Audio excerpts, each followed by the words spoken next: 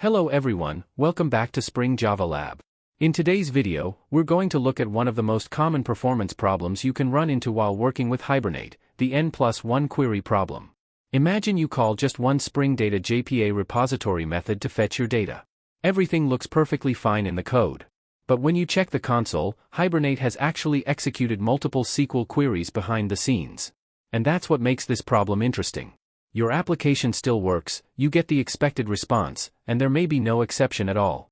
So the problem can easily go unnoticed until your data starts growing. And this is not going to be just a theory video. We'll quickly understand the problem, then move to IntelliJ, reproduce it in a Spring Boot application, look at the actual SQL queries, and finally fix it using JOIN FETCH. So first, let's see why it's called the N+1 query problem. Suppose our user has 10 orders. Hibernate executes one query to fetch those 10 orders. But the items inside each order are configured for lazy loading. So when our code accesses order.getItems, Hibernate may go back to the database to fetch those items. Then we process the next order, and another query may be executed.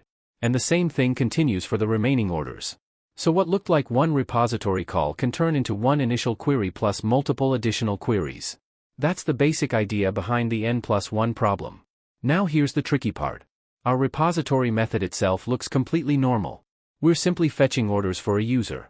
The problem appears later when we convert those orders into our response. We'll access order.getItems, and then the product associated with each item. If Hibernate hasn't already loaded that related data, accessing it can trigger additional SQL queries. And we're not going to just assume that's happening.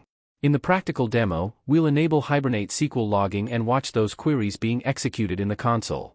Once we reproduce the problem, we'll create a second version of our API using JOIN FETCH. This time, we'll fetch the orders along with the items and products our API needs. Then we'll run both versions and compare the SQL queries and execution time.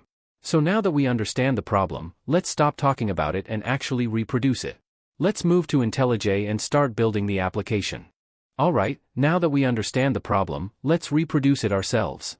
I've created a Spring Boot project, and instead of starting directly with the solution, we're first going to build the version that can produce the N+1 problem. Then we'll run the API, look at the SQL Hibernate actually generates, and only after that we'll fix it. Let's quickly look at the dependencies before we start writing our entities. We're using Spring Boot with Spring Data JPA and Spring Web MVC. For the database, I'm using Oracle, so I've also added the Oracle JDBC driver. And finally, I'm using Lombok just to reduce some boilerplate code like getters, setters, and constructors. There isn't anything special here specifically for N+1. This is a pretty standard Spring Boot JPA application. So let's configure the database next. Here in application.properties, I'll configure my Oracle data source. We have the database URL, username, password, and Oracle JDBC driver. I'm also using the Oracle Hibernate dialect and DDL auto equals update. But the most important property for today's demonstration is this one. spring.jpa.show-sql equals true. I'm enabling this because I want Hibernate to print the SQL queries it executes. That way, when we call our API, we can actually see whether Hibernate executes one query or many queries. And that's going to help us identify the N+1 problem. Now let's create our entities. We'll start with a simple product entity. I'll annotate the class with that entity and map it to the products table. Our product has an ID, name, image URL, and price. Nothing complicated here. For today's example, the important field is the product name, because eventually our API response will return the names of the products belonging to each order. Now let's create the order entity. I'll create another entity called order and map it to the orders table.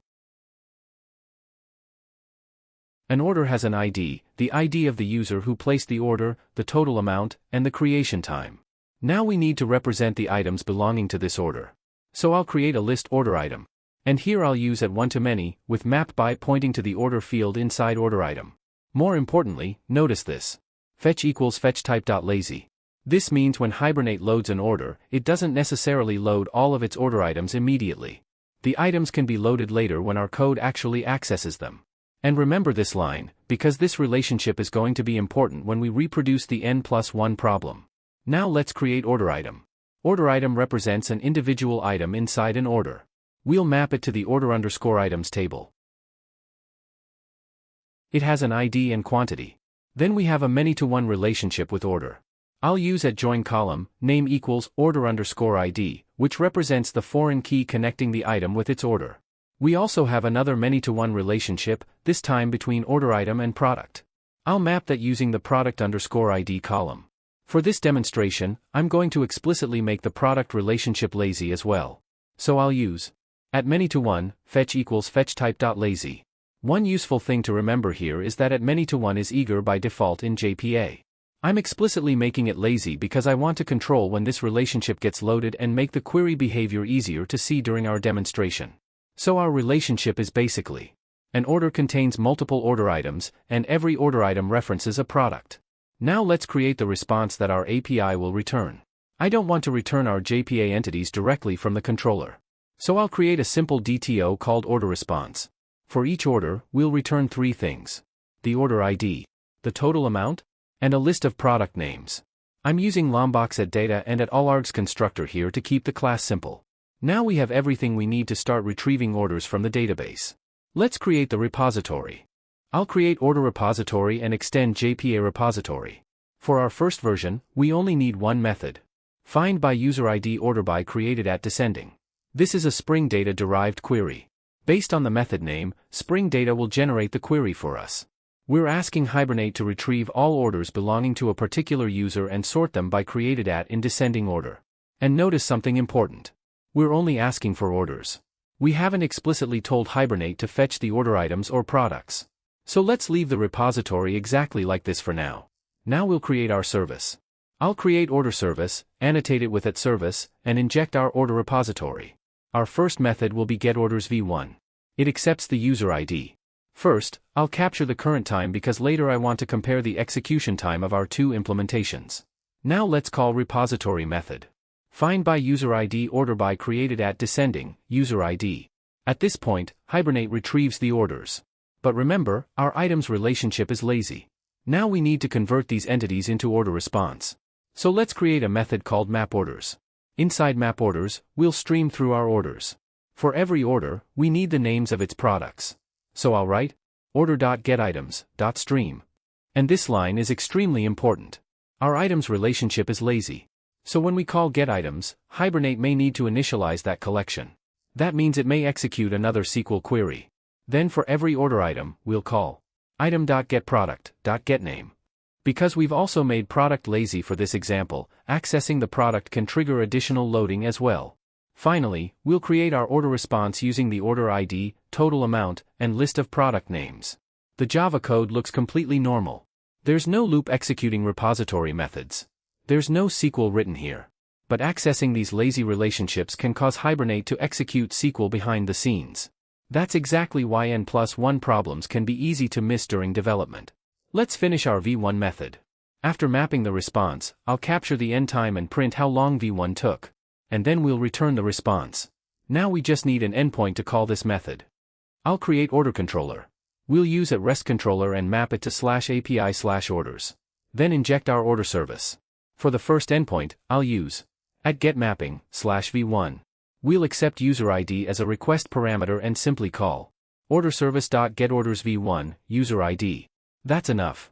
Now comes the interesting part. Let's start the application and see what Hibernate actually does. The application is running. Now I'll call our V1 endpoint for a user who already has multiple orders in the database. Before looking at the response, let's look at the console. Here's our first query. Hibernate fetches the orders for this user. Now look what happens afterward. As our mapping code accesses the items and products, Hibernate starts executing additional queries. So even though our repository contained only one method call, that doesn't mean only one SQL query was executed. This is the problem we discussed in the slides. One query loads the parent data, and then additional queries are triggered while navigating the relationships. And as the number of orders and related records grows, the number of database round trips can grow as well. This is exactly the kind of problem that can remain hidden because our API response itself is perfectly correct. Now that we've actually reproduced it, let's fix it. Let's go back to order repository. Instead of allowing Hibernate to fetch these relationships later, we're going to explicitly tell it what data we need. I'll create another repository method called findAll with items and products. This time, we'll write our own JPQL query. We'll start with select distincto from order O. Then, join fetch O.items I. This tells Hibernate that when it fetches an order, we also want its order items as part of this query. Then we'll add JOIN FETCH I.product. Now we're also fetching the product associated with every order item. Finally, we'll filter by user ID and sort by created at. The important keyword here is fetch. A normal join can be used to join data for filtering or query conditions. But JOIN FETCH tells Hibernate to initialize this relationship as part of the query result. And because joining a one-to-many relationship can produce multiple rows for the same order at the SQL level, we're using distinct here so our JPQL result represents unique orders. Now let's use this method in service layer. I'll create another method called getOrdersV2. We'll keep almost everything exactly the same. We'll capture the start time. But instead of calling our original repository method, we'll call findAll with items and products, user ID. Then we'll pass those orders to the exact same mapOrders method. That's important for our comparison. We're not changing our response mapping. We're changing how the required entity graph is fetched from the database. We'll calculate the execution time again and print it as v2. Now let's expose this through another endpoint. Back in our controller, I'll add @getMapping/v2. It accepts the same user ID, but this time it calls getOrdersV2. So now we have two endpoints. v1 uses the normal derived repository query. v2 uses our JOIN FETCH query. Both return exactly the same DTO. Let's run v2 and compare them. I'll call the v2 endpoint with the same user ID. And now let's look at the console. Notice the difference. Hibernate can fetch the orders, order items, and products required by our response together instead of repeatedly loading those relationships as we iterate through the results. So our mapping code still calls order.getItems and item.getProduct. But those relationships have already been initialized by our fetch query. Hibernate doesn't need to keep going back to the database for the same entity graph. And that's the real purpose of fixing N+1. It's not about making our Java code shorter. It's about reducing unnecessary database round trips. We can also look at the execution times printed for v1 and v2. You may see v2 perform better, especially as the amount of data grows. But there's an important point here. Don't treat one local timing result as a benchmark. Database caching, JVM warm-up, connection state, the amount of data, and many other factors can affect these numbers. The stronger evidence for this demonstration is the SQL query count and query pattern. If v1 executes many additional queries while v2 retrieves the required graph efficiently, we've eliminated the N+1 behavior we're targeting. Now, does this mean we should add JOIN FETCH everywhere? No. That's also not a good idea. You should fetch the data that a particular use case actually needs. If an API doesn't need order items or products, there's no reason to fetch all of them. And for larger relationships, pagination and collection fetch joins also need special consideration. So the goal isn't to make everything eager. The goal is to understand your query behavior and fetch the right data for each use case. And that's how the Hibernate N+1 problem occurs and how we can fix it using JOIN FETCH. I hope this practical demonstration helped you understand not just the concept, but also how to identify and solve it in a real Spring Boot application. If you enjoyed this video and found it useful, please hit the like button and subscribe to Spring Java Lab for more practical videos on Spring Boot and Hibernate. I've also uploaded the complete source code used in this video on my website, along with articles covering Spring Boot, Hibernate, Java interview questions topics. You can find everything on springjavalab.com. If you have any questions or if there's a Hibernate or Spring topic you'd like me to cover next, let me know in the comments below. Thanks for watching, and I'll see you in the next video.